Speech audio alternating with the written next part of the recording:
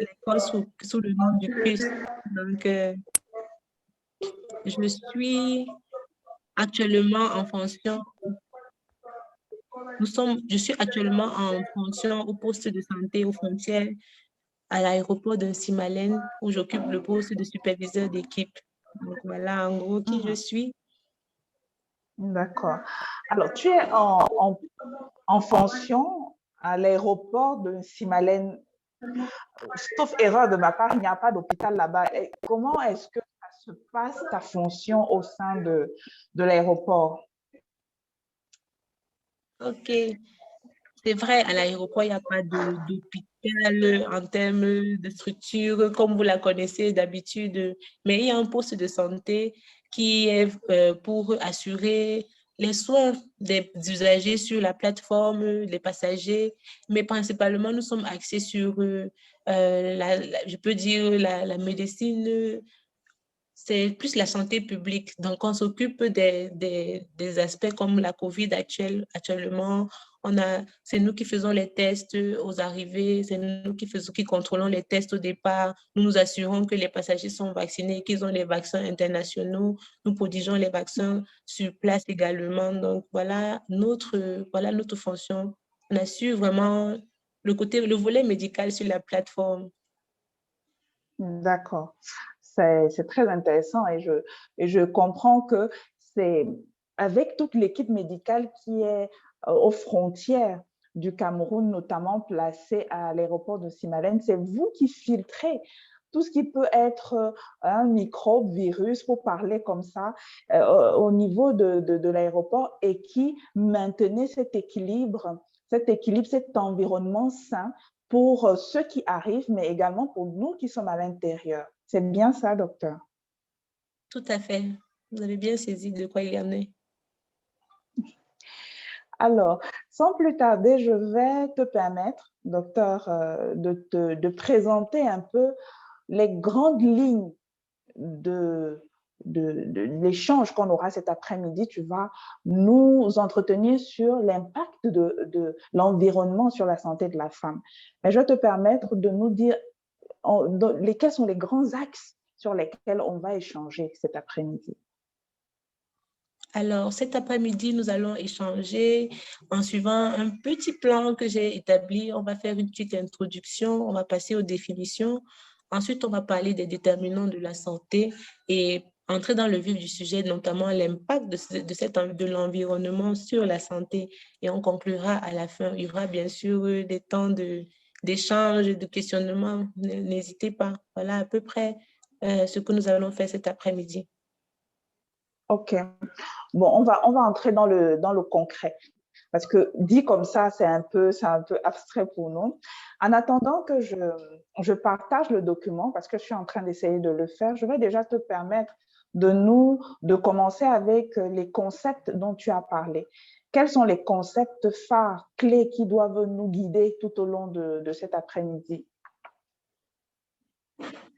Ok, pour les concepts qui vont nous guider tout au long de l'après-midi, c'est vraiment les trois thèmes qui ont été exploités pour le thème qui nous réunit cet après-midi, notamment femmes, environnement et santé. C'est qui une femme? C'est quoi un environnement? Qu'est-ce que j'entends par la santé?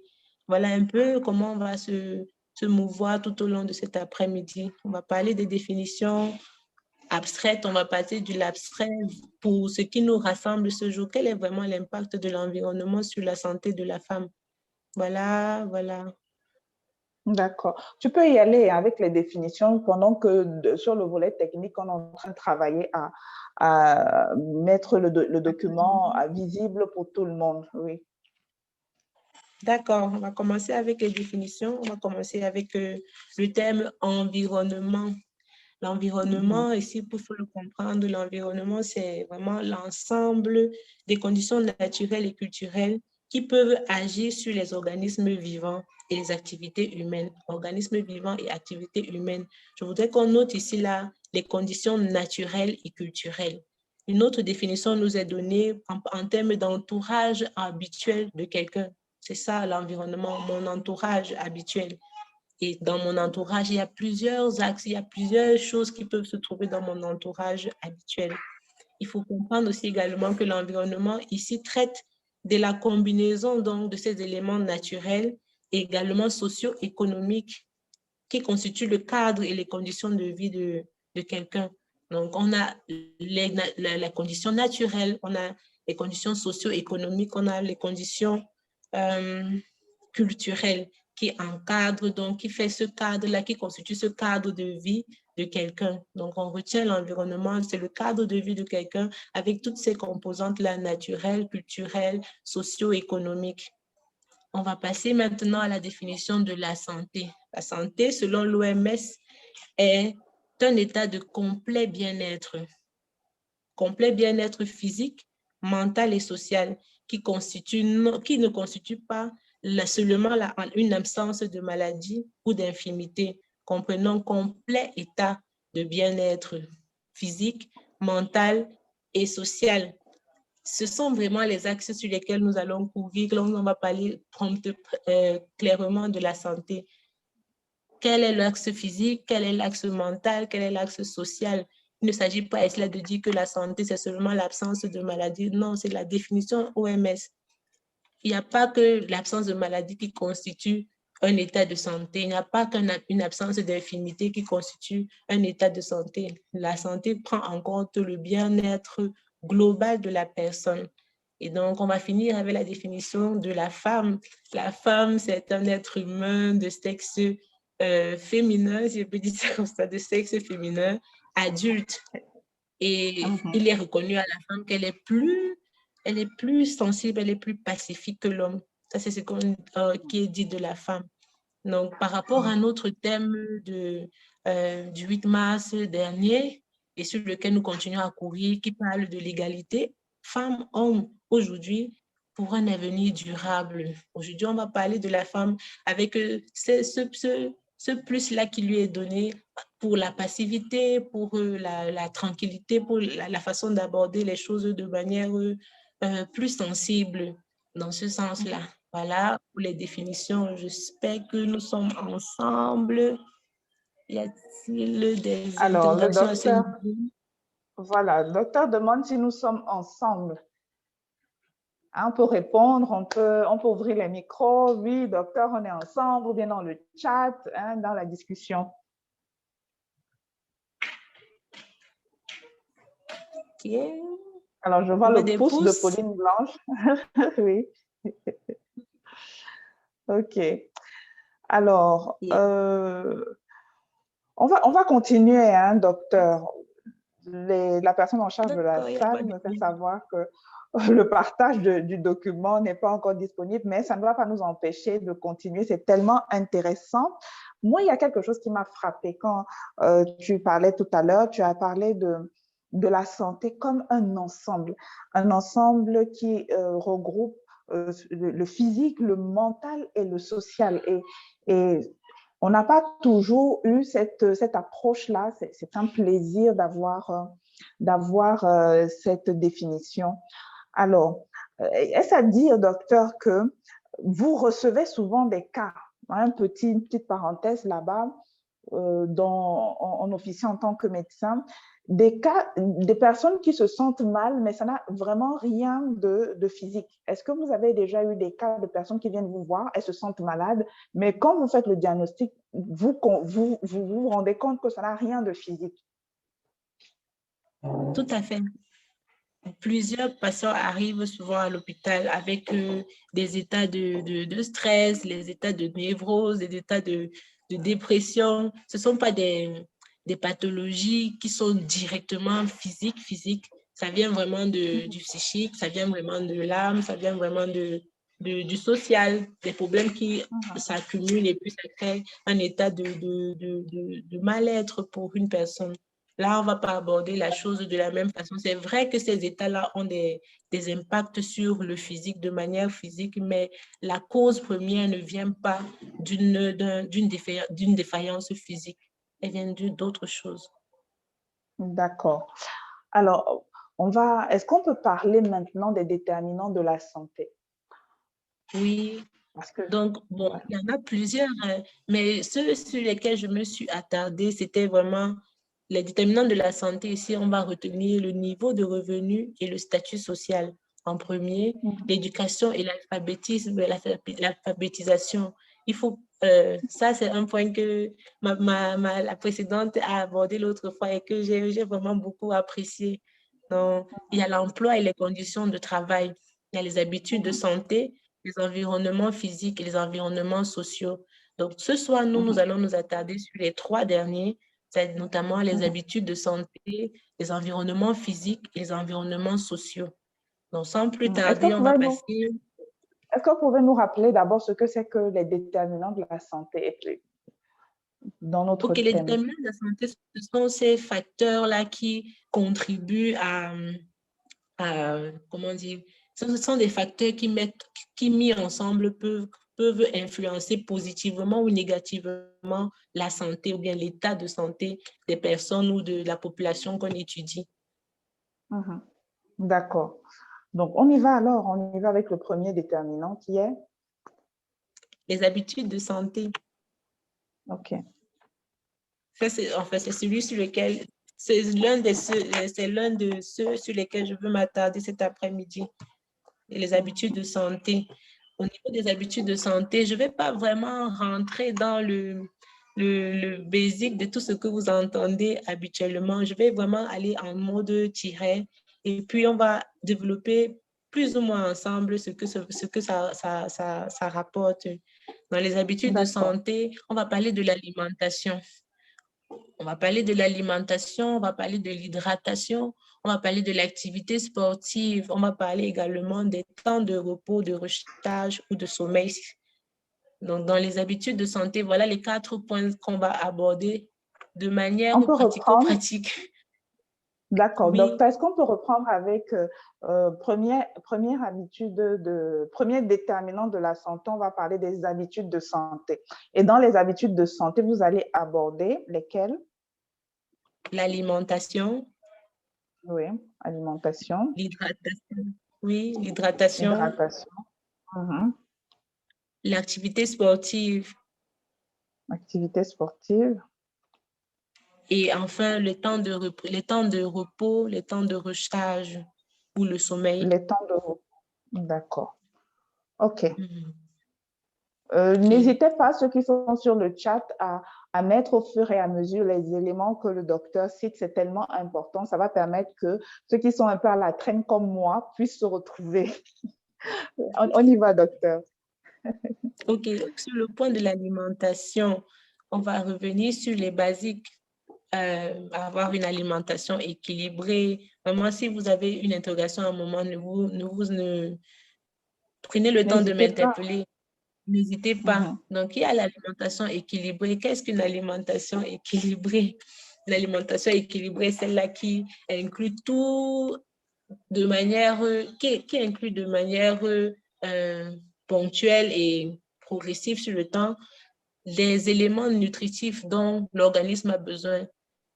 Vous allez avoir les lipides, les glucides, les protéines, les sels minéraux, les vitamines. Ce sont des choses dont l'organisme a besoin pour bien fonctionner, pour bien aller. Donc, dans l'alimentation, je ne vais pas entrer dans les détails dans les protéines, vous avez besoin de ci, mais vraiment, c'est vraiment de développer avec vous les points premiers dans l'alimentation équilibrée. Également, sur le point de l'alimentation, on va un peu effleurer le côté poids, le côté comment maintenir sa forme sur les aliments, comment les prendre avec, comment dire, avec, dans les bonnes proportions, voilà. Et maintenir ce qu'on appelle un poids de forme, parce qu'avec un poids de forme, vous avez également l'assurance que vous pouvez avoir votre santé qui soit vraiment équilibrée. On a les maigreurs, on a les 2 extrêmes qui sont les maigreurs et l'obésité. Et là, pour parler de cette notion, on va vraiment parler du facteur, du déterminant, non, du facteur IMC, qui est l'indice de masse corporelle. À ce niveau-là. Alors, docteur, je sais que vous êtes dans votre élément. hein, on va aller ensemble parce que c'est tellement intéressant. Et dans le chat déjà, il y a Sophie Ngome depuis Yaoundé qui fait un travail merveilleux en nous mettant les petits points de rappel par rapport à votre propos. Mais il y a également déjà des questions. Donc, ça veut dire que allons-y doucement. On est on parle des déterminants de santé. Et le docteur a dit que les déterminants de santé ici, ce sont les éléments qui permettent d'avoir un bon équilibre, hein, un bien-être, d'avoir sa santé. Positivement, voilà, positivement Voilà. ou négativement la santé. D'accord. Et donc, quand on parle des déterminants de santé, les éléments qui influencent positivement ou négativement la santé, on va traiter des habitudes de santé en premier lieu. Et dans les habitudes de santé, vous pouvez retrouver dans la discussion, dans le chat, que le docteur a parlé de l'alimentation, de l'hydratation, de l'activité sportive et du temps de repos. Nous sommes dans l'alimentation. Le docteur a évoqué 3 ou 4 grands éléments, 4 grands piliers sur lesquels elle va s'appuyer quand on parle d'alimentation. C'est bien ça, docteur? Oui. D'accord. Oui. Est-ce qu'on peut revenir sur ces piliers? J'ai entendu tout à l'heure les éléments comme nutritifs ou nutritionnels. Je n'ai sûrement pas le langage approprié qu'il faut avoir, mettre dans son quotidien. Donc, j'ai parlé tout à l'heure des... D'accord. OK. Tout à l'heure, je parlais des éléments nutritionnels. Oui.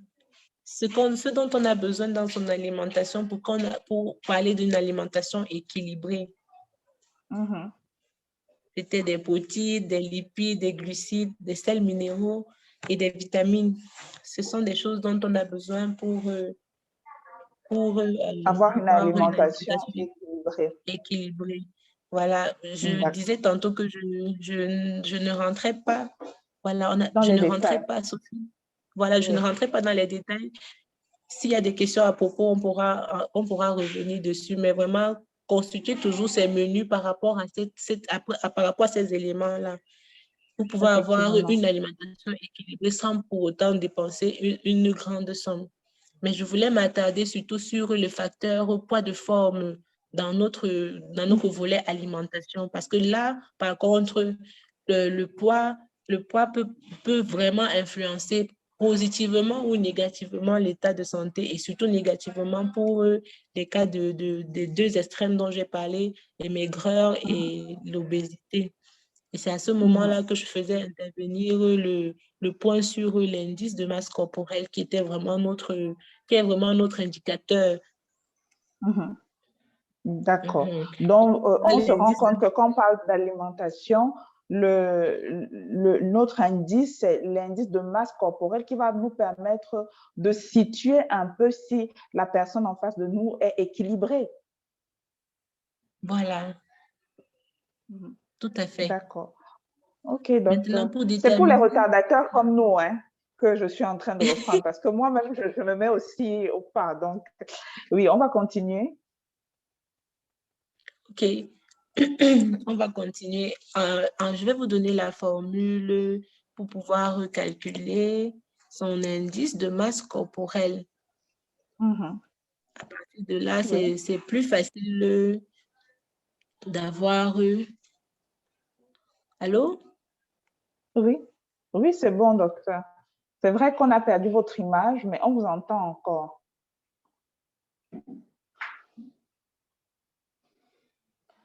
Alors, sûrement quelques problèmes de réseau chez le docteur Coin-Label. Mais en attendant, je dois dire que déjà ici, à l'entame de cet échange, c'est tellement intéressant. Et dans le chat, dans la discussion, on a Sophie qui fait un travail magnifique en nous rappelant vraiment l'avancement des propos de docteur. Merci Sophie. Alors docteur, on était à comment? Quelle est la formule donc pour calculer cet IMC-là, indice de masse corporelle? D'accord. Vous allez prendre votre poids en kilogrammes. Donc, facile à avoir sur une balance, un pèse-personne. Et le poids en kilogrammes sera divisé par votre taille en mètres carrés, en mètres au carré. Donc, poids sur taille au carré. Poids sur taille au carré.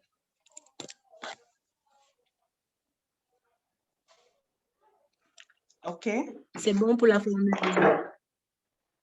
Poids sur taille au carré. Oui. Et on prend le poids en kilogrammes et la taille en mètres.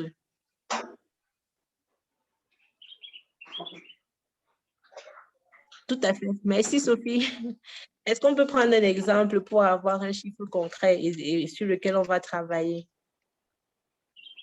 Ne me prenez pas un exemple. Je veux un exemple de participant. Quelqu'un connaît son poids, quelqu'un connaît sa taille et on calcule rapidement pour travailler dessus.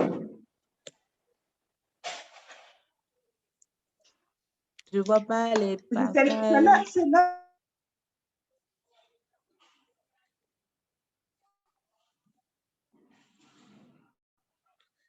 Allô?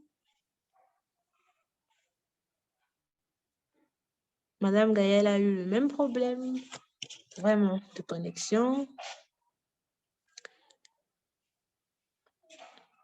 Est-ce que quelqu'un connaît sa taille et son poids pour qu'on puisse travailler dessus? OK. Sophie dit 75. 75, c'est pour les kilogrammes. C'est pour le poids. OK, 75 sur... Et la taille, alors?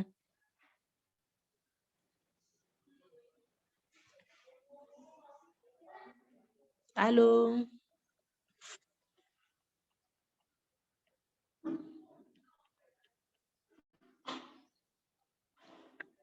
Sophie, j'attends la taille.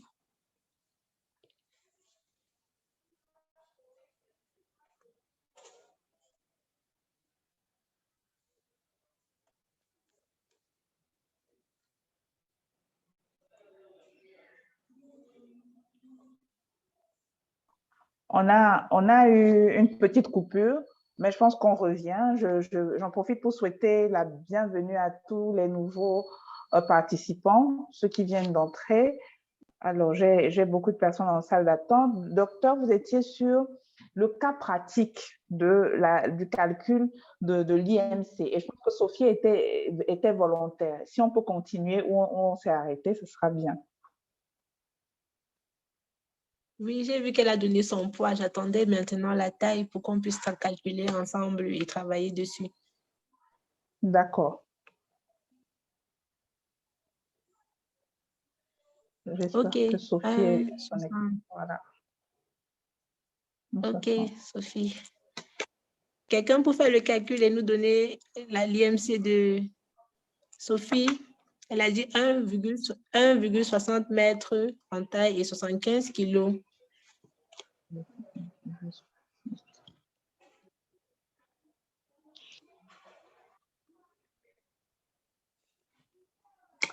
Là, on est rentré dans les mathématiques. Hein. C'est ça le métier. Un peu de tout. C'est super. Alors, est-ce qu'il y a quelqu'un qui est fort en calcul mental, hein, qui nous a fait déjà cette équation-là? Poids sur taille au carré pour trouver l'IMC. Bon, je calcule, vous n'allez pas me... Non, pendant que le docteur est en train de faire le calcul, je vais essayer de récapituler un peu. Bienvenue à toutes les personnes qui viennent d'arriver. Sophie, on a deux Sophie, Sophie Stella, Sophie Ngomé, Mylène Arlène, Edwige, Blanche, Sally, Kodjo et notre invité, docteur Kouan Labelle, qui nous édifie aujourd'hui sur l'impact de l'environnement sur la santé de la femme. Et à ce propos, le docteur a mis son... Alors, docteur, est-ce qu'on a la réponse déjà? Oui, on a déjà la réponse. OK. On continue alors avant que tu reviennes. D'accord. OK. Avec l'IMC de Sophie nous donne 29. À ce niveau-là, Sophie est elle est déjà au-dessus de la norme parce que ici, là, notre norme est de 18 à 25. L'intervalle normal est de 18 à 25. À plus de 25, on peut parler de surpoids. De 25 à 30, on parle de surpoids. De 30 à 32, on parle d'obésité grade 1 et à plus de 32 à 34, obésité grade 2 et maintenant à plus de 34, c'est déjà obésité morbide. C'est plutôt 23. Ah bon? Comment est-ce que j'ai calculé ça? Attends. Alors, on reprend. Docteur, vous avez dit que quand on calcule l'IMC, si on se retrouve entre 18 et 25, on est dans la norme. On est dans la norme, oui. Voilà. Si le résultat va entre 25 et 30, on est en surpoids. Si le résultat, est en surpoids, tout à fait. S'il va entre 30 et 32, pourquoi? On est en obésité de grade 1. Parce que tu veux faire autre chose, tu veux jouer. Alors, j'ai le micro de quelqu'un qui est ouvert là et qui, c'est une maman sûrement, qui remet de l'ordre à la maison. Désolée, c'est moi à la maison. C'est pas grave, on comprend. Alors, donc, on est entre 30 et 32 comme résultat de notre IMC, on est en obésité de grade 1. Entre 32 et 34, on est en obésité de grade 2, c'est bien ça? Oui. À plus de 34, on a une obésité morbide. À plus de 34, on a une obésité morbide. OK. Oui. Et en deçà de 18, c'est vraiment les catégories de maigreur. OK. En deçà de 18, c'est la maigreur. Oui. D'accord. Est-ce que quelqu'un a vérifié le calcul de Sophie? Docteur, vous disiez tout à l'heure qu'elle était à 29. Est-ce que c'est bien ça ou bien le calcul, on le reprend? Il faut que Sophie parte d'ici avec l'assurance de son... Avec son ouais, voilà. C'est vrai. D'accord. Elle-même précise que son indice, c'est 23,4.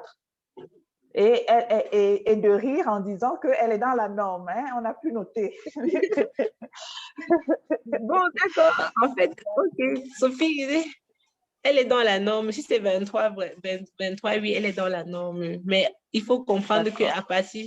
Tout à l'heure, quand je calculais, j'avais l'impression d'avoir trouvé 29. Je ne sais pas comment j'ai calculé. Mais bon, quoi qu'il en soit, vous avez déjà les marges.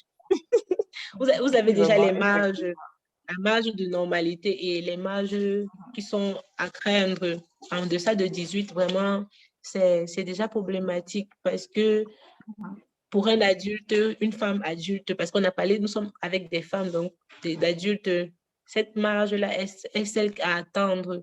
En deçà et au-delà, on n'est plus dans la marge normale. Donc, il faut y remédier. Moi, je suis dans la catégorie de ceux qui sont au-dessus de la marge. Donc, ne vous inquiétez pas, j'y travaille. Et je vous encourage Sophie dit qu'elle garde 23 pour son moral, mais je pense que Sophie est dans la norme. On va calculer. Chacun pourra calculer à la maison maintenant son indice de masse corporelle. Pour ceux qui viennent d'arriver, la formule, c'est le poids sur la taille au carré, tout simplement. OK, merci. On continue, docteur. OK, je vais passer maintenant à l'hydratation. Vraiment, je donne juste des principes de pratique, ce qu'il faut faire et ce qui ne contribue pas à notre bien-être. Par rapport à l'hydratation, il est recommandé à tout adulte de prendre minimum 2 litres d'eau par jour. J'ai dit minimum parce que aussi l'hydratation est fonction du poids de la personne. Si vous êtes vraiment menu dans les 18 à 25 de marge qu'on a donné tout à l'heure, vous pouvez vraiment vous contenter de 2 litres et demi, 3 litres. Maintenant, chacun a sa façon de boire de l'eau, mais le minimum attendu pour tous, c'est 2 litres d'eau. Pour tous ceux qui sont au-dessus de 25, dans la marge de notre IMC. Privilégiez les 3 litres par jour. C'est le minimum que vous devez boire, le 3 litres par jour. Dans l'hydratation, bien sûr, on va encore insister sur le fait de boire de l'eau. Les boissons alcoolisées, les boissons fruitées ou bien les jus ne sont pas vraiment nos amis dans la santé. Entre les problèmes de diabète, les problèmes d'hypertension et les problèmes même de gras qui causent d'autres maladies cardiovasculaires, qui sont des facteurs entrant dans les maladies cardiovasculaires, il est préférable de privilégier de l'eau. Maintenant, l'eau plate également ne constitue pas vraiment le meilleur moyen de s'hydrater. Il y a des études qui ont prouvé que désormais, nous devons prendre de l'eau osmosée, si on peut dire ça comme ça. En fait, vous mettez un peu de sel, vous composez votre eau comme si vous faisiez une boisson de réhydratation orale lorsque des personnes qui ont des diarrhées ou bien des vomissements sont en train d'expérimenter. En fait, c'est cette eau-là qu'on doit pouvoir boire au quotidien pour pouvoir amener d'une certaine manière les éléments nécessaires. Parce que lorsque nous transpirons, nous faisons des urines. Enfin, les canaux de perte d'eau ne sont pas seulement faits d'eau. Dans la molécule d'eau, il y a des sels minéraux qui sont avec, il y a des sels qui sont avec cette eau-là. Donc, il faut pouvoir les compenser. Et boire une eau plate n'est pas compensant, si je peux le dire comme ça là. Donc, il faut composer toujours des boissons type réhydratation orale faite maison. Parce qu'il y a les sachets de réhydratation orale qui sont donnés en pharmacie. Ceux-là sont trop salés. Ils sont vraiment spécifiques pour les problèmes de diarrhée et de vomissement des personnes adultes et même des enfants. Ce que je conseille, c'est vraiment de constituer votre boisson à la maison. Dans 1 litre d'eau, vous pouvez mettre 3 carreaux de sucre avec du citron et du sel, une pincée de sel. Ça, c'est vraiment, c'est moins salé, mais c'est autant efficace sur notre hydratation que sur les compensations de perte lors des différents problèmes métaboliques qu'on peut retrouver, vomissement et diarrhée. Donc voilà pour l'hydratation. J'espère que nous sommes On a une question. ensemble. Oui, il y a une question dans le chat concernant l'hydratation. Est-ce que quand on dit que l'eau est privilégiée, est-ce que boire des jus naturels, ça ne peut pas aussi aider? Est-ce que ce n'est pas bon pour la santé? Le jus naturel est bon parce qu'il nous apporte des minéraux. Mais sauf que le jus naturel également, en trop grande quantité, peut être nocif à notre organisme. Il apporte trop de sucre. Maintenant, il faut savoir sélectionner les fruits que vous utilisez. Quand vous dites jus naturel, est-ce que ce sont les jus naturels faits maison ou bien ce sont des jus déjà mis en supermarché? Dans le commerce. Parce que quoi qu'il en soit, un jus qui est déjà commercialisé, même s'il a toutes les étoffes et tous les principes dits, non, tout est naturel, mais il y a des conservateurs, il y a forcément des choses qu'on ajoute en plus chimiques qui ne sont pas forcément bons pour notre organisme. Donc, privilégier les boissons naturelles, mais avec des doses équilibrées. On parlait de l'alimentation équilibrée tout à l'heure. Si vous prenez trop de jus, toute la journée, vous ne devez pas boire que du jus naturel, même s'il est bon pour votre santé. Même les portions de fruits que vous prenez par jour doivent pouvoir être équilibrées. À ce niveau-là, il faut vraiment entrer dans le côté nutritionnel, savoir les portions de fruits ou bien de vitamines à avoir par jour, les portions de protéines à avoir. On comprend, on comprend. Oui. Voilà. Alors, donc, il y a une autre question pour... Je peux, docteur? Non, allez-y, maestria. Il y a une autre question concernant la fabrication de l'eau osmosée à la maison. Vous avez dit que pour 1 litre d'eau, on ajoute 3 carreaux de sucre, ainsi qu'une pincée de sel. Est-ce qu'on ajoute également du citron? Parce qu'à un moment, vous avez parlé de citron et Sophie demande si on ajoute également du citron. Oui, j'ai parlé du citron. Il faut mettre un fruit, le jus de fruit d'un citron. Ok, d'accord, c'est bon, docteur. Merci. Ok, d'accord.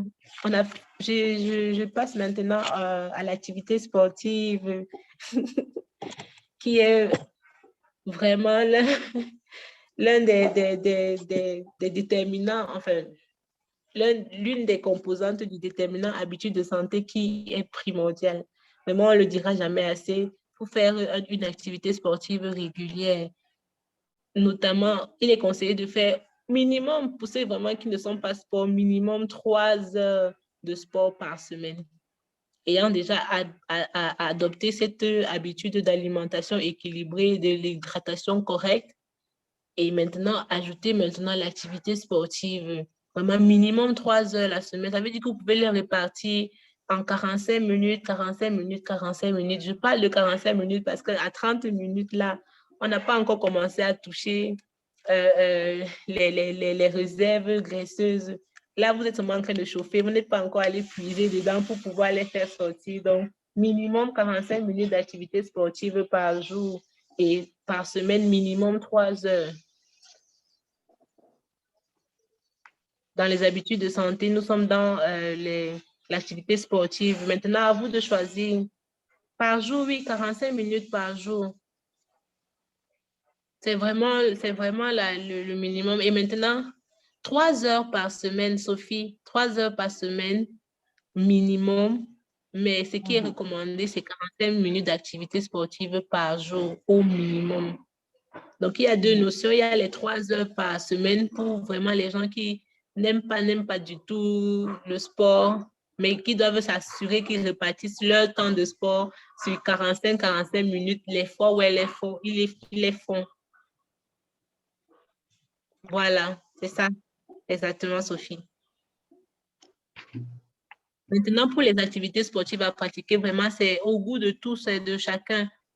Il y a des activités sportives qui favorisent le travail complet, notamment le marathon, le jogging, comme on l'appelle, la danse sportive, la natation. Voilà des 3 exemples que moi j'ai retenus pour nous ce soir. OK. Et maintenant, nous allons passer à la 4e composante du déterminant habitude de santé, qui est le repos ou le sommeil, la recharge. Il est recommandé. Quel type d'exercice physique particulièrement? C'est vraiment, on privilégierait le cardio. Pour ceux qui font souvent du sport, on privilégierait le cardio parce que le cardio vous permet de travailler tout le corps en même temps. Et la coordination et le cœur qui est mis en activité. On ne fait pas le sport pour maigrir, on fait le sport pour avoir une activité cardiaque normale, pour pouvoir booster notre organisme à faire le travail qu'il doit faire normalement. Donc, le repos le plus difficile pour moi, Blanche, OK, on entre dans le repos. Le repos, vraiment, c'est à ce niveau-là que beaucoup d'adultes pêchent et c'est avec les conséquences, avec le stress, l'irritabilité, toutes ces choses-là viennent vraiment de nos temps de recharge parce qu'on est en hyperactivité, il faut pouvoir faire plusieurs choses à la fois. On parle de la femme. La femme, c'est la maman. La femme, c'est elle qui est la femme de l'intérieur. Elle doit gérer les travaux ménagers, elle doit gérer les enfants, elle doit gérer le mari, elle doit gérer le travail, elle doit gérer la famille, la belle famille. Tout ça entre en jeu. Maintenant, OK, maman, tu as réussi, madame, tu as réussi à faire toutes ces choses-là, mais à quel moment tu te recharges? À quel moment tu prends le temps de te reposer? Il faut considérer que pour un adulte, il faut 6 à 8 heures de sommeil par jour. 6 à 8 heures de sommeil par jour. Vraiment, 6 heures, c'est le minimum. Mais ce qui est recommandé vraiment, c'est 8 heures de sommeil par jour. Et quand je parle de temps de repos, de temps de recharge, ce n'est pas seulement le sommeil. Il y a les temps de repos, il y a les temps de recharge que nous devons prendre entre 2 activités intenses ou bien plusieurs activités intenses. Si vous avez été mobilisé, par exemple, durant la semaine du 8 mars, c'est vous qui organisiez tout dans votre entreprise, dans votre ministère. Après le 8 mars, donnez-vous une journée où vous ne parlez pas forcément de choses d'activité, vous prenez vraiment des temps off, sans téléphone, sans...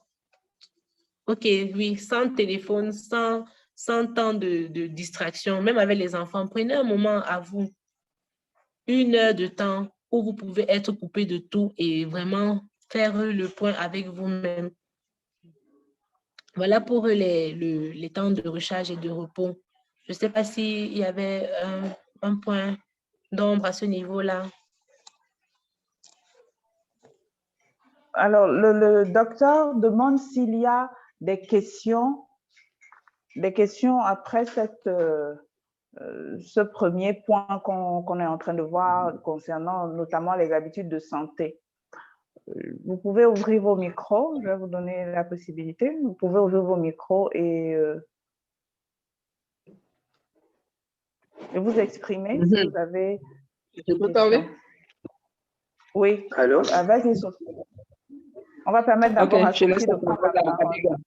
Non, laissons Abega parler. D'accord. Allez-y, Abega. Ok, bon, merci. Bon, moi, moi j'ai une question. Comment calcule-t-on son indice de masse corporelle? De temps en temps, j'étais déconnecté, la connexion dérangeait. Je ne sais pas si on a abordé ce point-là. Comment calcule-t-on son indice de masse corporelle? Quand je me suis reconnecté, on parlait déjà de surpoids, obésité. J'aimerais savoir quelle est la formule pour calculer l'indice de masse corporelle. Merci. Ok, Monsieur Abega, tout à l'heure, on a parlé de ça. La formule, elle est simple, c'est le poids en Je ne sais kilogrammes pas sur si la taille au carré. Vous m'entendez? le poids plus la taille. Non, le poids sur divisé par la taille au carré. Ok, merci. Si vous n'avez pas bien suivi, Sophie Dans nous le chat. aide dans le chat. Ok, merci. Ok. Une autre Merci, question? Sophie. Non, c'est bon. Je crois que c'est bon. D'accord. S'il n'y a pas d'autres questions, on va continuer avec un autre déterminant de la santé. Oui, on va passer maintenant aux environnements, les environnements physiques. Dans les environnements physiques, il faut voir ici le lieu d'habitation, les différents lieux où nous passons la plupart de notre temps. Et là, c'est vraiment l'aspect aménagement, espace, aération, couleurs utilisées dans la maison et également la propreté. La propreté, on ne parlera pas assez souvent on ne va pas s'arrêter de parler de la propreté parce que c'est vraiment l'un des points dans le déterminant environnement physique qui peut causer le bien-être ou bien le mal-être d'une personne. Donc, prenez soin de vos environnements, vérifiez que vous n'avez pas de sources qui soient stagnantes pour entretenir les moustiques. Veillez à ce que peut-être vos meubles, vos fenêtres soient équipées de moustiquaires. Dormez sous une moustiquaire imprégnée à longue durée d'action. S'il vous plaît, ça ne chauffe pas, ça n'étouffe pas. C'est juste une question de discipline et aussi de la manière d'installer. Si c'est vraiment trop près du lit, c'est normal que ça étouffe, mais si vous prenez une certaine hauteur par rapport à votre lit où vous installez votre moustiquaire, je ne pense pas que ça vous étoufferait à ce point. Pensez bien sûr à vous fournir des moustiquaires, moustiquaires imprégnés à longue durée d'action dans les lieux où il faut. Ce n'est pas toutes les moustiquaires qu'on va en route qui sont imprégnés. Donc, même si vous prenez une moustiquaire en route, pensez à la pulvériser d'insecticides, à la mettre dehors, à la sécher, l'exposer à la lumière, à la lumière du jour, pas forcément au soleil, à la lumière du jour, donc très tôt, pendant 2-3 heures, parfois 24 heures, ça dépend de comment vous avez pulvérisé et de quelle était la consigne lorsque vous avez pris cette moustiquaire. Donc, au niveau de l'environnement physique, c'est principalement ça, c'est l'espace. Comment il faut agencer également l'espace. Si vous vous sentez étouffé dans votre espace de travail, étouffé dans votre lieu de vie, vous serez constamment stressé. Vous n'aurez pas peut-être des problèmes, comme on le dit, mais simplement parce que votre organisation autour n'est pas épurée, n'est pas facile, vous serez forcément stressé. Votre santé, vous serez mal à l'aise, comme on le dit. Voilà. Il y a également, je vais prendre le cas de la chambre, vraiment. On a cette habitude-là, le matin, on est en mode speed, il faut se lever, il faut aller au travail, on dresse directement le lit. Vraiment, c'est pas ce qu'il faut faire. Je vais peut-être c'est pas ce qu'il faut faire. Lorsque vous vous levez le matin, prenez le temps de déshabiller, entre guillemets, votre lit. Pour ceux qui dressent le lit à la manière, avec les doubles draps et couvertures, prenez le temps de déshabiller votre lit et permettre à ce que votre lit soit vraiment aéré. Ouvrez les fenêtres, prenez le temps d'aller vous brosser les dents, de vous laver même avant de revenir faire votre lit. Ne le faites pas d'emblée. Permettez que de l'air passe sur votre lit pour ne pas avoir affaire aux acariens et aux autres éléments, allergènes. Merci, Sophie. Voilà, c'est exactement ça. Au niveau du sommeil, on en a parlé, on a parlé des phases de repos. J'étais déjà dans l'environnement physique. C'était surtout la propreté, la gestion de l'espace et également les couleurs, les meubles, comment entretenir les alentours de la maison, dormir sous une moustiquaire imprégnée à longue durée d'action. Et voilà pour les environnements physiques. À ce niveau-là, je pense que nous sommes OK, puisque ce sont des choses que je suppose que nous savons tous déjà. Nous sommes ensemble.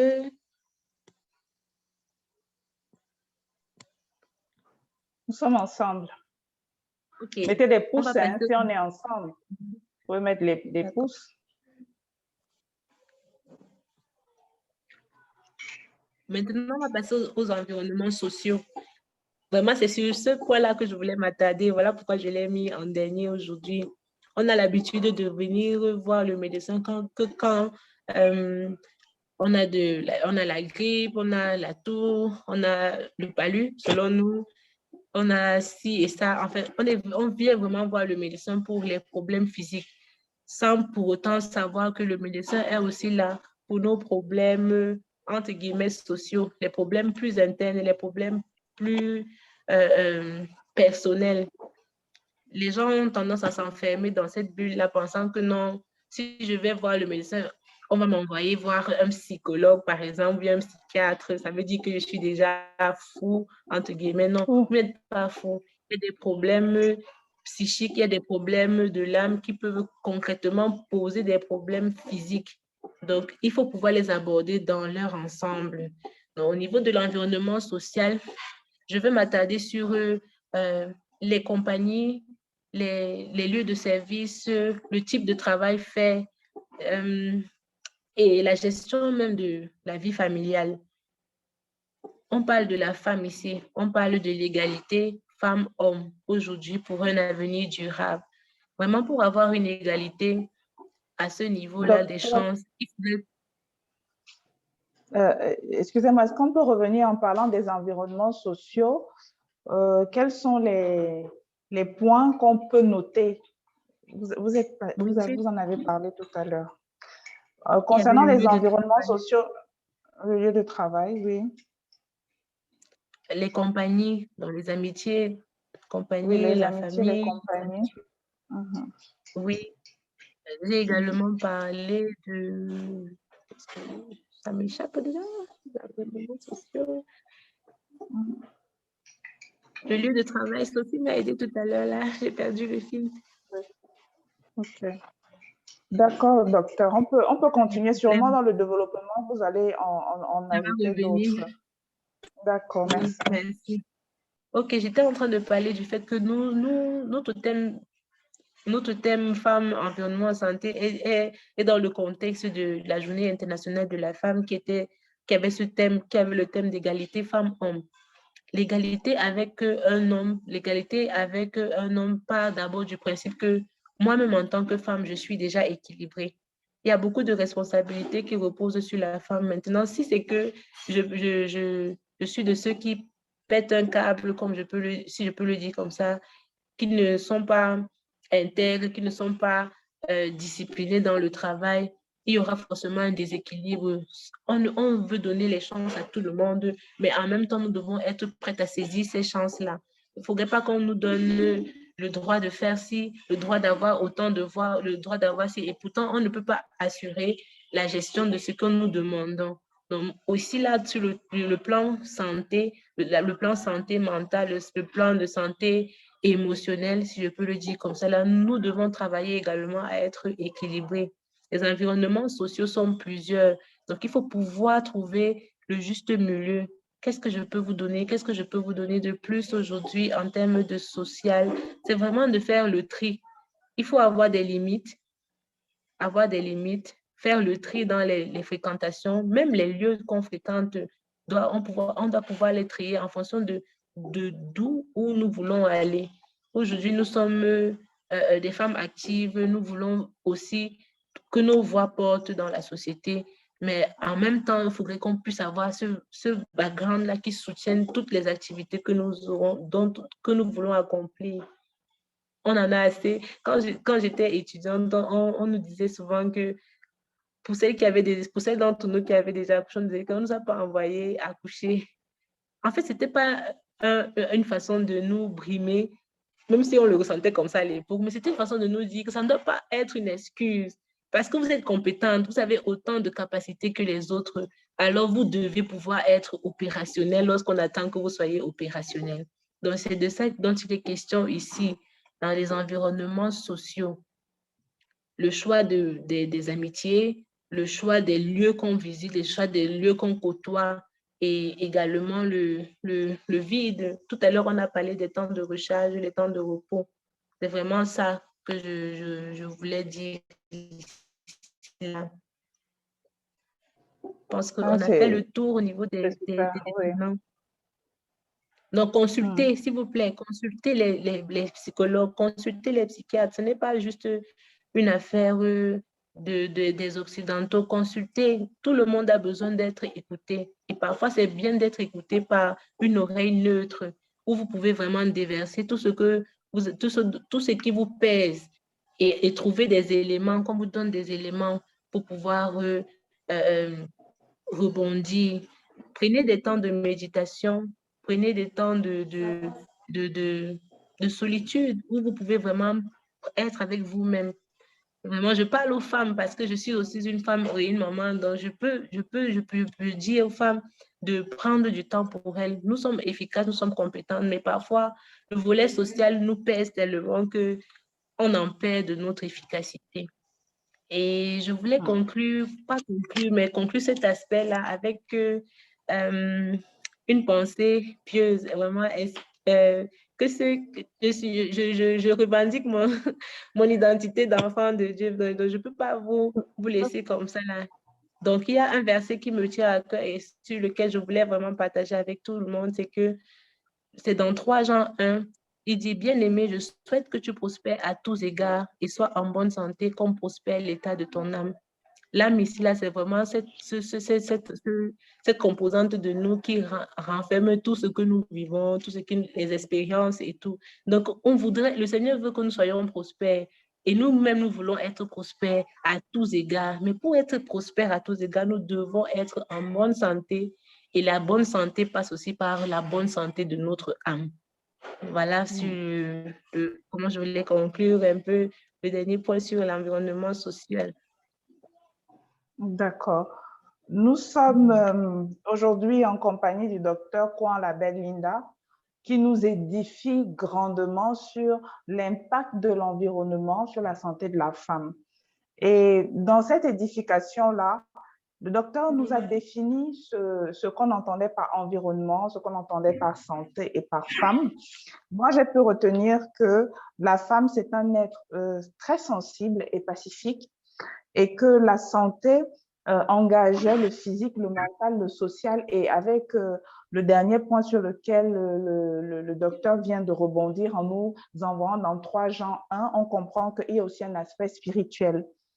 Alors, On a parlé des déterminants de la santé pour pouvoir meubler, pour pouvoir donner du contenu à notre thème. Et comme déterminant de la santé, le docteur a notamment parlé des habitudes de santé, de notre environnement physique et de notre environnement social. Donc, maintenant, je vais vous donner la possibilité à tous les participants d'ouvrir le micro, de lever la main. Vous pouvez lever la main en appuyant sur les points de suspension. Vous levez la main et vous prenez la parole de manière ordonnée. Et posez vos questions, c'est le moment. Racontez vos petites expériences. Moi, j'ai une expérience que je vais partager avec vous. En profitant de la présence du docteur, et donnez aussi votre sentiment, comment vous vous sentez à la suite de cet échange avec le docteur Kouan, la belle Linda. Je vous permets d'ouvrir les micros maintenant. Je pense que c'est moi qui avais bloqué. Oui, je vois Thierry qui a levé la main. Oui, Thierry.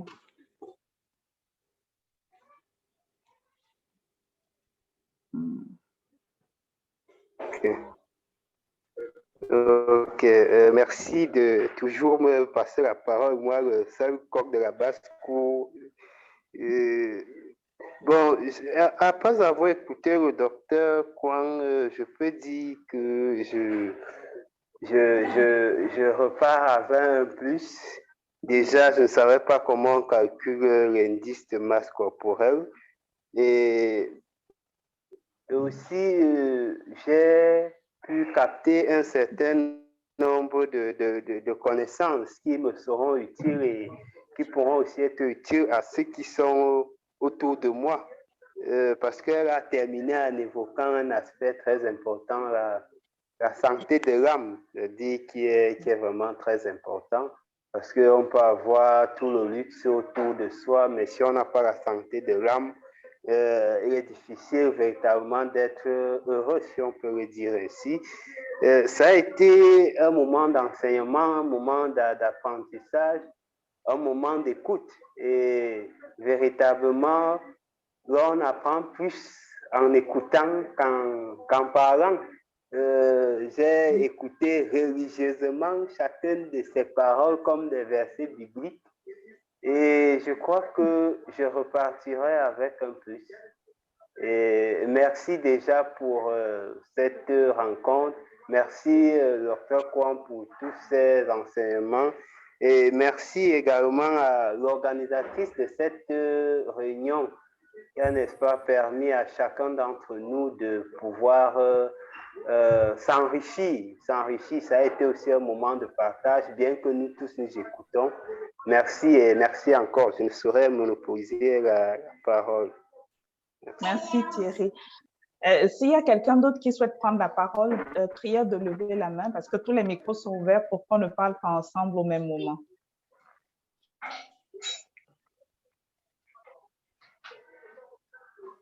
Alors, Karine, ton micro est ouvert. Est-ce que tu souhaites donner ton sentiment à la suite de cet échange avec le docteur?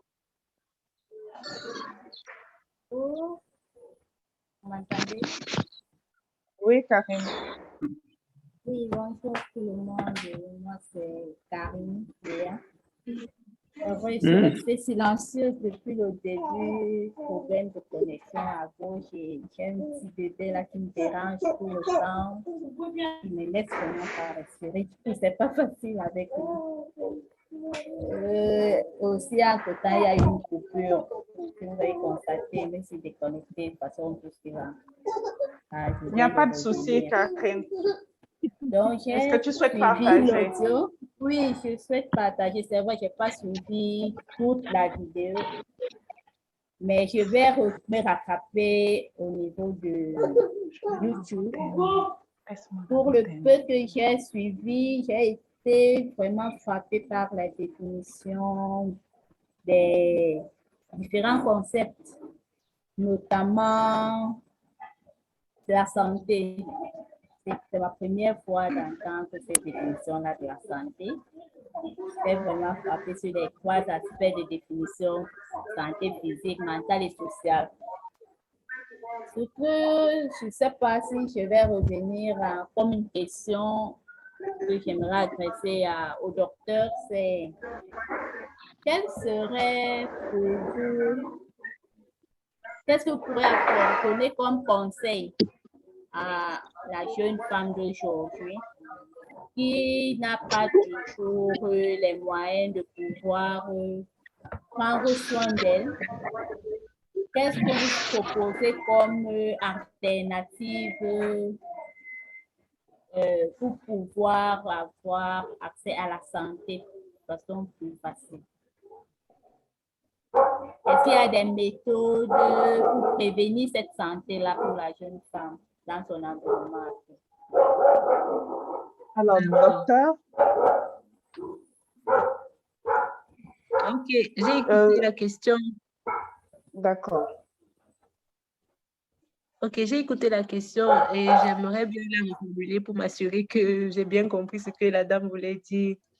Est-ce que vous demandez une alternative aux soins médicaux parce qu'il n'y a pas, peut-être pour la jeune femme, il n'y a pas de moyens pour pouvoir prendre soin d'elle dans ce sens-là?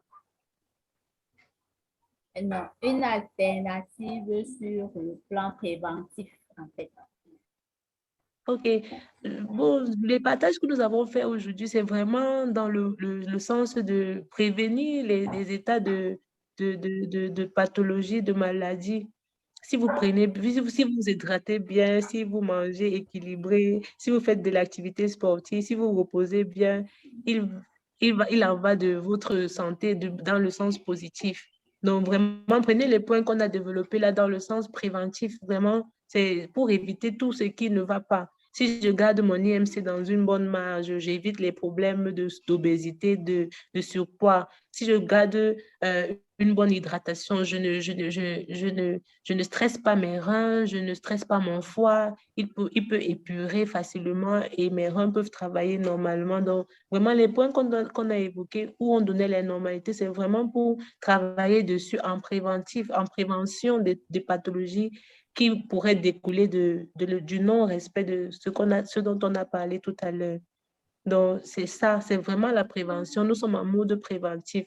Épurer son environnement, choisir ses compagnies, établir des limites dans nos relations, ce sont des choses préventives pour des stress ou bien des dépressions ultérieures. Donc, toujours en mode préventif, ce qui a été donné. Je ne sais pas si ça répond à votre question. Merci beaucoup. Merci. Je vous en prie. Alors, est-ce qu'il y a une autre question, un besoin de partage? Blanche Pauline, Docteur Mylène, Sophie Stella ou Kadje Kojo?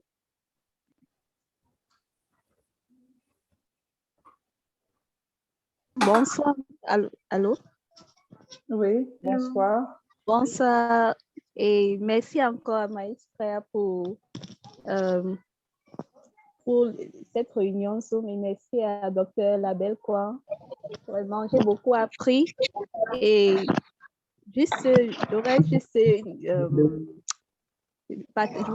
j'aurais aimé partager une petite expérience que j'ai eue, surtout par rapport au point sur le repos. Avoir son moment de repos, au moins c'est 6 à 8 heures. C'est vraiment très, très, très important pour, surtout nous les femmes. Nous, on doit avoir, comment dire, notre moment à nous de pouvoir laisser nos occupations durant la journée, les occupations à la maison et se mettre à part pour pouvoir avoir le moment de reposer notre cerveau et notre corps, notre esprit. Et pourquoi pas démarrer la journée avec comment dire, un autre, je veux dire, notre énergie.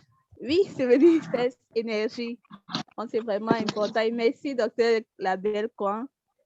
Je pense avec tout ce que vous avez dit, les modes préventifs qu'on doit faire pour avoir une bonne santé en tant que femme, ça va beaucoup nous aider.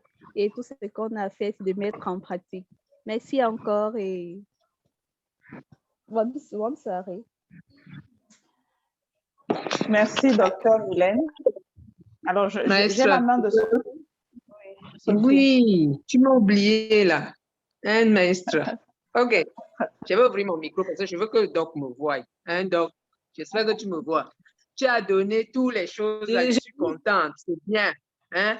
Mais tu as oublié. L'ondolo dans ça, c'est quoi? Hein? Le riz, hein? L'amour là, l'amour là. Est-ce que c'est pas un truc? Comment on fait? Dis-nous, tu es docteur, tu sais. Hein? Le ndolo dedans là, est-ce que ce n'est pas fait pas partie de. Voilà. Tu as tout donné, mais je pense que tu as laissé la partie là exprès parce que tu veux nous parler de ça maintenant là. Ok.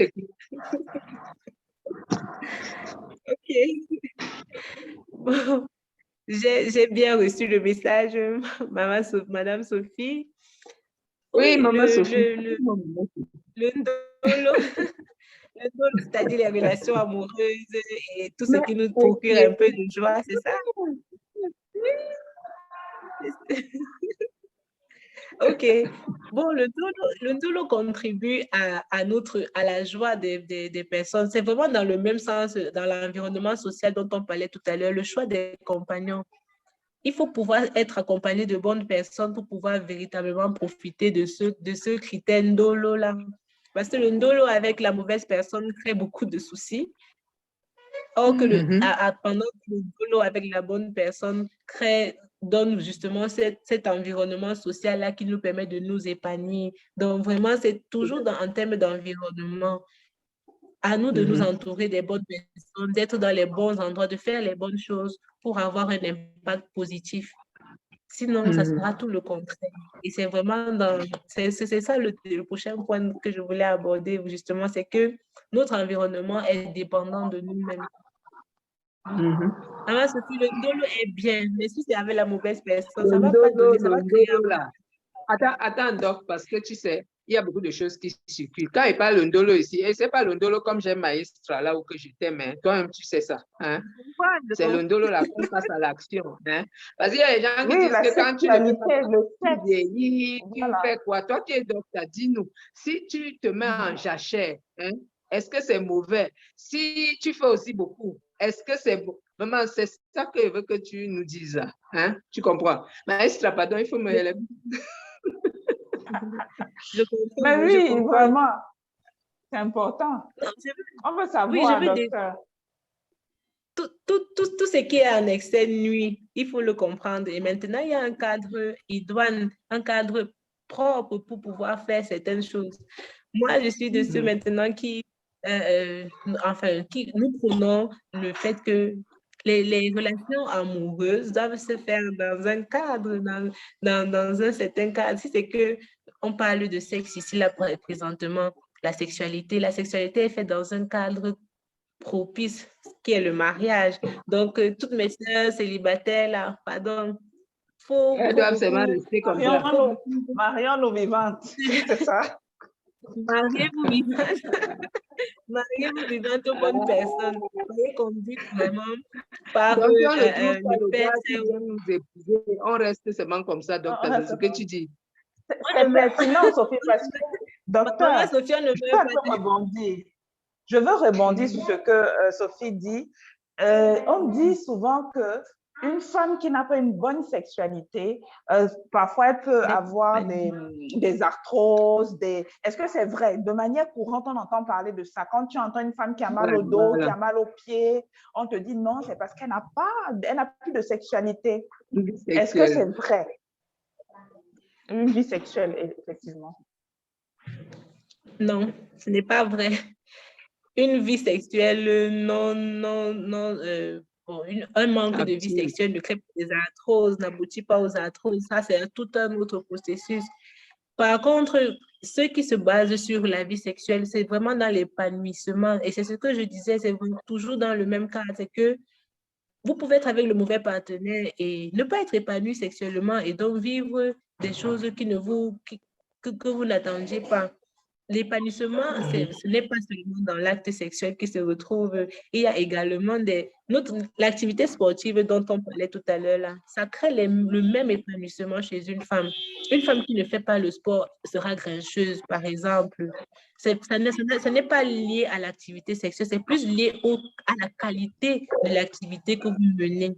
Si vous êtes passionné de musique et que vous n'arrivez pas à en faire, vous serez frustré d'une certaine manière et donc non épanoui. Par contre, si vous faites de la musique constamment, ce que vous aimez faire, que vous le pratiquez, vous serez épanoui. Ça n'a rien à voir avec l'activité sexuelle, vraiment. Merci. Donc, c'est important. Oui.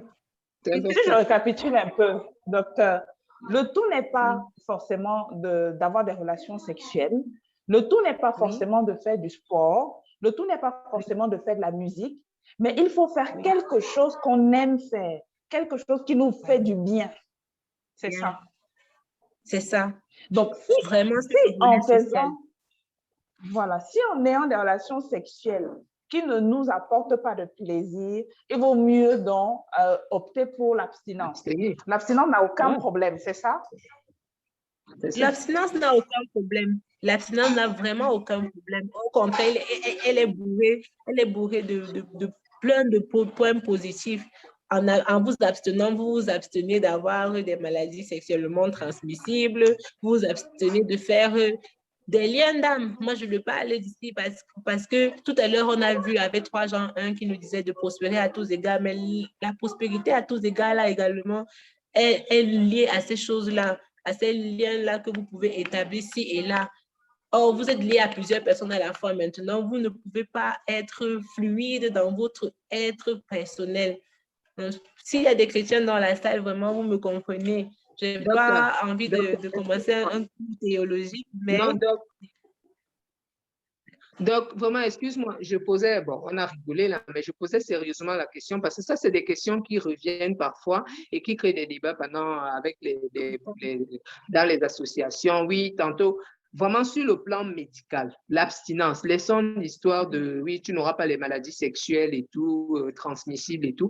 Vraiment sur le plan, si quelqu'un met, comme je dis en jachère pour dire, se met un off sur sa relation sexuelle pendant un temps pour une femme, est-ce qu'il y a des conséquences biologiques ou bien des avantages? Vraiment, sérieusement, on peut le savoir. Je pense qu'à un moment donné, je ne sais pas pour d'autres, mais la plupart, ce que j'ai lu, la plupart des femmes, à un moment donné, la vie sexuelle n'est pas importante pour elles comme chez les mecs, quoi. Chez les mecs, je crois qu'à un moment, ça devient effréné. C'est pour ça qu'on parle à un moment donné de quoi la quarantaine. Bref, les femmes, j'ai l'impression, plus le temps passe, plus ce n'est pas une priorité pour elles et se mettre off. Ce que je veux savoir, est-ce qu'il y a des conséquences quand on reste longtemps sans une activité sexuelle ou bien il y a des avantages? Vraiment au niveau biologique, c'est quoi?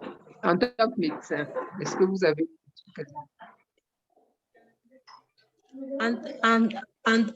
Les relations sexuelles, l'absence de l'abstinence n'a pas d'impact négatif sur le plan biologique. Il contribue, l'acte sexuel contribue, comme je le disais tout à l'heure, quand vous pratiquez un acte sexuel, vous avez des hormones de bonheur qui sont produites, des hormones de satiété qui sont produites et qui créent un bien-être total à votre organisme. Donc, c'est vraiment ça, c'est que l'avantage, il y a un avantage à rester abstinent. Tout à l'heure, j'ai parlé de ça. Sur le plan biologique, l'abstinence n'a pas d'impact négatif parce que ça part toujours d'un plaisir pour revenir à le bien-être dans le corps. C'est une question d'hormone de plaisir, une hormone de satiété, tout comme la nourriture, tout comme les loisirs dont on parlait tout à l'heure. Donc vraiment, sur le plan médical, il n'y a pas de problème avec l'abstinence sexuelle. Il n'y a pas d'effet négatif. L'arthrose ne vient pas de l'abstinence sexuelle. Vous pouvez avoir une arthrose due à la rigidité de vos membres, à la sédentarité à cause du vieillissement. Vous pouvez avoir de l'arthrose peut-être due à un manque de calcium qui viennent compenser la composition de vos os. Mais l'activité sexuelle n'a pas d'impact direct sur notre bien-être physique, biologique, non. OK. Parce que D'accord. parfois, on entend des boutardes, le genre, quand tu es irrité ou bien tu vois quelqu'un qui est plus ou moins, on dit non, non, elle manque, elle fait pas l'amour. Si elle fait l'amour, elle va se déclipser, les trucs comme ça, quoi. Donc, c'est pour savoir. C'est ce que je disais, c'est ce dont on parlait avec Maëstria tout à l'heure. C'est vraiment de faire quelque chose qui nous plaît et qui nous permet d'être Tout à fait. épanouis. Oui, pas OK. forcément lié à l'acte. Oui. D'accord. Merci beaucoup, Doc. Merci. Merci beaucoup. Vous en prie. Alors, est-ce qu'il y a encore une autre personne qui veut s'exprimer, une personne qui veut donner son ressenti à la suite de ce partage? Eh bien, il y a une question ou même un partage de l'ordre des différents éléments qu'on a vus. S'il n'y a personne, moi, je vais me permettre de partager quelque chose avec vous. Il y a de cela quelques années, j'étais en entreprise et j'étais éloignée de ma famille. Ça veut dire que mon mari était affecté dans une autre ville, notamment à Yaoundé, et moi j'étais à Douala. Et mes enfants étaient en très bas âge, 2 et 3 ans.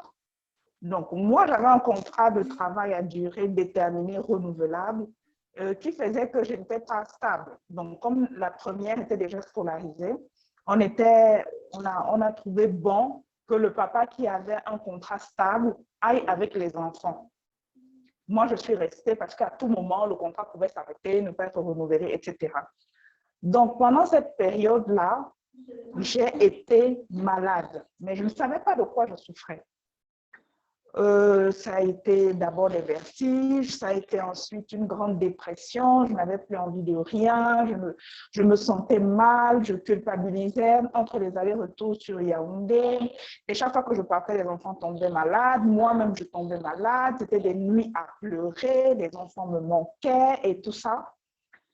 Et un jour, je ne sentais plus l'extrémité de mes doigts. Je vais à l'hôpital et je rencontre un médecin, une dame qui était juste magnifique. Je lui dis, docteur, j'ai des vertiges, je ne sens plus l'extrémité de mes doigts, je ne sens plus l'extrémité de mes pieds, je ne tiens plus sur place. Je lui explique tous les symptômes, j'ai du mal à dormir, etc. La dame m'écoute, elle note, elle note, elle note. Elle me dit, d'accord, bon. Elle transforme, elle traduit tous mes mots en langage médical. Et à la fin, elle me dit, tu souffres d'un stress qui t'amène à la dépression. Je vais te donner des antidépresseurs, mais c'est la seule fois que je te les donnerai. Parce que tu ne dois pas devenir dépendante des antidépresseurs. Tu as un problème à la base, résous ce problème. Si tu ne le résous pas, tu reviendras ici tout le temps et tu vas devenir addict aux antidépresseurs. Parce que ce sera pour toi comme une drogue. Tu ne te sentiras plus jamais bien, dans un état stable sans tes antidépresseurs. Et quand je suis sortie, doucement, et quand je suis sortie du bureau de cette dame, je suis rentrée, j'ai pris le temps vraiment de réfléchir et j'ai trouvé ce qui me dérangeait. C'était cet éloignement-là avec ma famille. J'ai pris 2 semaines. Elle m'a donné un repos médical de, je sais pas, 3 jours. 2 semaines après, j'ai déposé ma démission. Et quand je suis rentrée auprès de mes enfants, sans prendre de médicaments, sans rien prendre, je me suis sentie mieux immédiatement. Donc, effectivement, quand vous parlez des différents facteurs qui peuvent influencer notre bien-être, comme des facteurs sociaux, etc., moi, je l'ai vécu et je comprends mieux quand vous en parlez aujourd'hui. C'est le partage que je voulais faire également avec tout le monde. Ok, merci.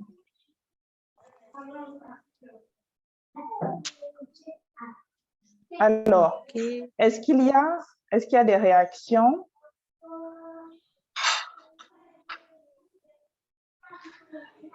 S'il n'y a pas de réaction, je vais remercier le docteur qu'on l'appelle Linda pour ce temps qu'elle a pris de nous présenter, de nous étayer sur le thème de l'impact de l'environnement sur la santé de la femme.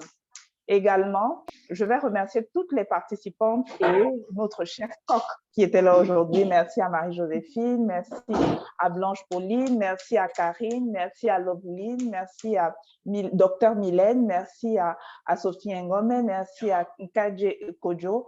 Vous allez retrouver dans le chat quelques éléments que je vous ai mis. Vous aurez l'intégralité de cet échange dans quelques jours sur YouTube, sur la page Maestria. Il y a également un quiz qui donnera lieu à des cadeaux sur la page Facebook de Maestria et vous avez mon numéro WhatsApp au besoin. Merci à Sophie, notamment, qui a fait un travail magnifique dans le chat pour nous mettre à niveau avec les problèmes de réseau, les problèmes de coupure. Merci Sophie. Et merci à Marie-Joséphine Gammo, coach Marie-Joséphine Gammo, qui a mis à disposition cette salle virtuelle pour nous. Je nous donne rendez-vous la semaine prochaine, quand il sera 15h dimanche, pour un autre rendez-vous avec une juriste. Elle, c'est Valérie Moussombo, elle nous parlera de la parité dans le secteur pétrolier.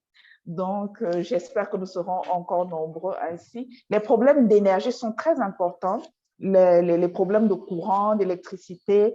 Et si nous ne le savions pas, le pétrole est une grande source d'énergie. Ce sera l'occasion pour nous de découvrir sûrement ce secteur et de connaître en quoi et comment les femmes et les hommes peuvent travailler ensemble pour que ce secteur soit mieux développé. Au revoir à tous. Merci, docteur. Merci, Maestria. Merci à tout le monde. Portez-vous bien. C'était un plaisir pour moi. D'accord. Ciao. Au revoir. Au revoir à tout le monde. Au revoir. Bonne fin de journée. Oui, oui. Oui, bonne fin de journée. Alors, je pense que le chat, voilà. Il y a encore des questions, je vois dans le chat là, des éléments, des au revoir. Okay. On demande d'inviter tout le monde pour dimanche prochain. Au revoir. Merci Loveline qui est arrivée en retard, mais vous pourrez retrouver l'intégralité sur YouTube et même un extrait déjà sur la page Facebook. Au revoir à tout le monde. Au revoir. Au revoir.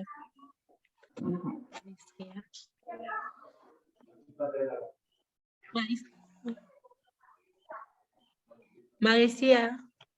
Oui, je t'écoute, docteur. Oui, je voulais dire, le seul take-home que je voulais préciser ici, c'était que, comme on le dit souvent, il faut un esprit sain dans un corps sain. Donc, on a parcouru tous les aspects de la santé environnementale et tout aussi, et vous-même, vous avez établi le lien avec le côté spirituel. Donc, ce qu'il faut retenir, c'est que notre corps doit être sain à toutes ces dimensions-là. Et comme vous avez apprécié la définition de l'OMS, c'est vraiment ce qu'il faut retenir lorsque vous prenez en compte votre santé. C'est ce plan-là, toujours partir même pour une manifestation physique, il faut toujours remonter et regarder en amont ce qui pourrait causer ça. Si c'est physique, si c'est social, si c'est mental. Voilà. D'accord. Merci, docteur. On se retrouve sur WhatsApp. D'accord, merci. Portez-vous bien. Bye.